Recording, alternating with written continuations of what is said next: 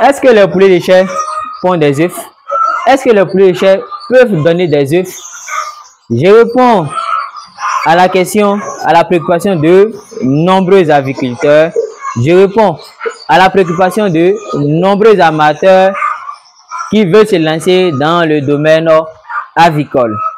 Suite à la dernière vidéo que j'ai eu à poster sur notre plateforme YouTube, Facebook et TikTok, j'ai reçu plusieurs questionnaires, j'ai reçu plusieurs préoccupations me demandant comment nous avons reçu ce prouesse. Je vous explique mon histoire juste après la générique. Mais avant la générique, je vais me présenter. Qui suis-je? Je me nomme à l'état civil Samvassi Abdul Ramzi. Comme qualification, je suis ingénieur des techniques d'élevage. Comme spécialité, je suis expert en aviculture avec 15 années d'expérience sur terrain et également théoriquement. J'ai eu à suivre et à accompagner des fermes un peu partout en Côte d'Ivoire et dans différents pays en Afrique.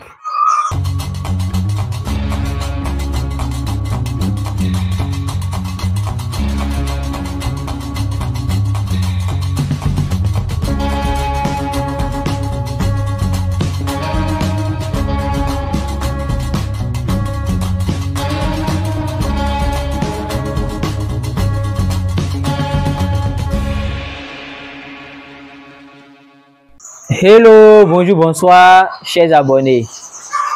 J'espère que vous vous portez bien. Bonjour, bonsoir également les nouveaux spectateurs, tous ceux qui ne sont pas encore abonnés à cette page YouTube. Bienvenue sur la page YouTube et Semvo Afrique. Si vous regardez la vidéo sur YouTube, bienvenue sur la page TikTok et Semvo Afrique. Si vous regardez cette vidéo sur la page TikTok, et bienvenue sur la page Facebook si vous regardez cette vidéo sur notre page Facebook.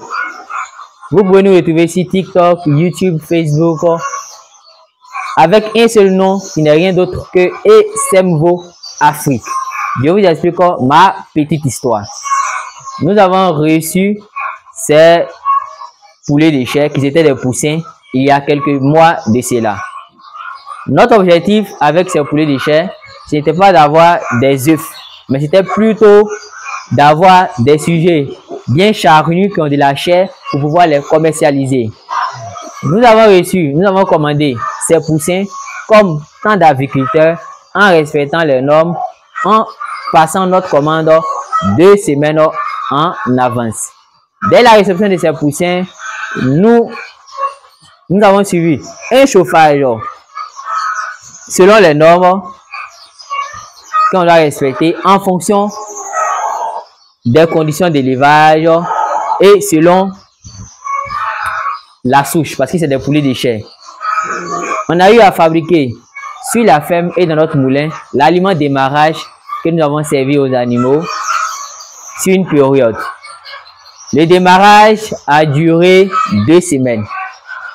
Et ensuite, après la 2e semaine, nous avons commencé avec l'aliment croissance jusqu'à atteindre les 1,5 kg à 2 kg de poids vif. En 29 jours, on avait déjà 2 kg de poids vif, 1,5 kg de poids vif et d'autres qui atteignaient les 2,2, les 1,9, les 1,8. Nous avons entamé avec cette procédure, mais hélas, on a eu un petit souci lors de la commercialisation. On n'a pas pu écouler tous les sujets à temps. On n'a pas pu écouler tous les sujets à temps. On a pu vendre les 2 tiers et c'est resté les 1 tiers sur l'effectif total que nous avons reçu.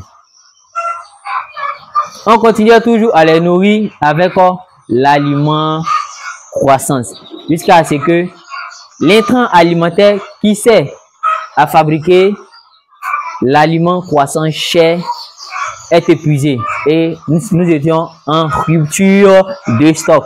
Que faire? Faut-il laisser les sujets livrer à soi-même avec leur faim ou donner un aliment en dépannage. C'est dans cette optique que le technicien supérieur de la ferme, le chef d'équipe, celui qui est chargé de contrôler l'alimentation, les traitements des animaux, toutes les technicités que je donne comme ordre sur la ferme, m'a contacté pour me demander s'il était possible de donner l'aliment ponte qui était destiné à nos poules pondeuses. Je précise que l'aliment ponte, on fabrique notre aliment ponte également sur la ferme. Chez SMVO Afrique, nous n'achetons rien comme aliment. On n'achète que les matières premières pour fabriquer, pour confectionner l'aliment. Après notre conversation, j'ai donné l'ordre de donner l'aliment ponte à nos différents poulets déchets que voici. Ces poulets déchets, aujourd'hui, où je fais cette vidéo, ont 4 mois, 13 jours. Donc, j'ai donné l'ordre pour qu'on donne l'aliment ponte, l'aliment qui est fabriqué sur la ferme. Après avoir donné l'aliment ponte, j'ai demandé à ce qu'on donne de la vigosine pour pouvoir faciliter cette transition alimentaire, pour ne pas que les cieux chopent de la diarrhée. Et demandé qu'on donne de la vigosine. Ceux qui ne connaissent pas la vigosine, la vigosine a pour principe actif le cannitol. La vigosine contient également du sorbitol. Maintenant, la vigosine contient encore d'autres éléments nutritifs qui favorisent, qui phagocytent la transition, qui facilite la transition d'un aliment A à un aliment B. Et à cela, j'ai demandé également qu'on associe un anticoxydien pour faciliter cette transition et pour éviter que les sujets chopent de la coccidiose et un trouble digestif. Maintenant, quelle était notre surprise? Après 2 semaines d'alimentation avec l'aliment ponte, l'aliment qui était destiné aux sujets ponte qui sont en pleine ponte, on constate un premier œuf. Raison pour laquelle j'ai fait la première vidéo. Le lendemain, nous avons ramassé un œuf. Le 3e jour, nous avons ramassé 2 œufs. Donc, vous pouvez voir ici. Ici, nous avons 3 œufs parce que j'ai consommé un œuf. Nous avons 3 œufs parce que j'ai consommé un œuf. J'ai préparé un œuf pour consommer. Donc, vous pouvez voir ici la différence entre l'œuf des chairs et que l'œuf des poulets de chair est un peu blanc comparé à celui des poules pondeuses. Nous, ici, nos poules pondeuses sont les Isa Brown. Vous pouvez voir là-bas. Ici, les poules pondeuses qui sont de l'autre côté. Ça, ce sont les poules pondeuses que vous pouvez voir. Donc, on revient à nos moutons.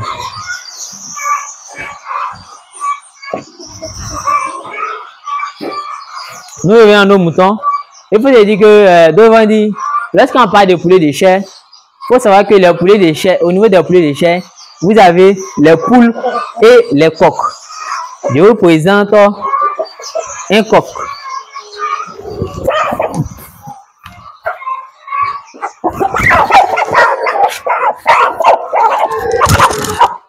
Celui-là, c'est un coq, comme vous pouvez le voir. Ce poulet de chair c'est un coq, c'est un mâle. Pour ceux qui ne connaissent pas coq, le coq c'est le mâle de la femelle. Donc, vous pouvez voir ici les crêtes qui sont bien développées. La dernière fois que nous avons payé ces poulets de chair, ils avoisinaient les 5 kg à 6 kg. Donc, parmi les coqs, vous pouvez avoir des poids de 5 allant jusqu'à 6 kg. Maintenant, ici, nous pouvons voir une poule. Nous pouvons voir une poule. Tu peux zoomer un peu. Nous pouvons voir une poule. La poule ici, vous voyez que les crêtes sont moins développées. À la différence du coq. Regardez ici. Ça, c'est un coq. Un coq là-bas. Crête plus développée. Maintenant, ici, une poule. Crête. Les crêtes sont moins développées. Mais celle-là, elle avoisine également les 5 à 6 kg. Qu'est-ce qu'il faut retenir? Il faut retenir que, après mon histoire que j'ai expliquée, avec toutes ces explications, qu'est-ce qu'on peut retenir? En résumé, on peut retenir que les poulets de chair peuvent bel et bien vous donner des œufs si vous les mettez dans les conditions optimales. Si vous mettez les poulets de chair dans les conditions optimales, ces poulets de chair peuvent vous donner des œufs et pas n'importe quel œuf, des œufs fécondés. Parce que il y a accouplement et également les œufs que vous allez obtenir, ça sera des œufs fécondés. Vous pouvez voir ici, filme un peu derrière toi. Derrière, vous pouvez voir ici coq. Vous pouvez voir ici des coqs, des femelles, deux femelles, deux coqs. Vous pouvez voir ici, juste devant moi ici. Vous pouvez voir ici une femelle, un coq, ici un coq, une femelle. Donc le sexe ratio est respecté. Le sexe ratio ici chez les poulets de chair ici c'est respecté. Si vous voulez savoir qu'est-ce que le sexe ratio, ce n'est rien d'autre que le nombre de coqs pour un certain nombre de poules. Si vous aimeriez savoir qu'est-ce que le sexe ratio, je vais effectuer une vidéo pour vous expliquer. Laissez tout simplement en commentaire.